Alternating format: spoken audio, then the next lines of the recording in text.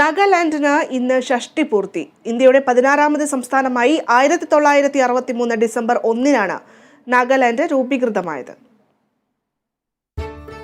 1957 വരെ അസമിലെ ഒരു ജില്ലയിലായിരുന്നു നാഗാ ഹിൽസ് എന്നറിയപ്പെടുന്ന നാഗാലാൻഡ്. ഇംഗ്ലീഷ് ഔദ്യോഗിക ഭാഷയായ ചുരുക്കം സംസ്ഥാനങ്ങളിലൊന്നാണ് നാഗാലാൻഡ്.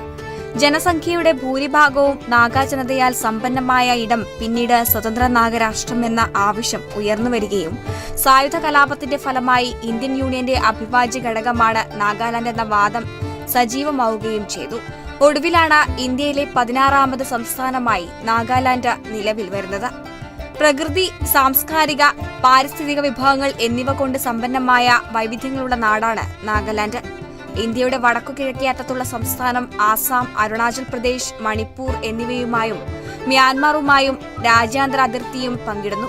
വിനോദസഞ്ചാരത്തിൽ ഇന്ത്യയിലെ ഒഴിച്ചുകൂടാൻ പറ്റാത്ത പ്രദേശമാണ് നാഗാലാൻഡ്.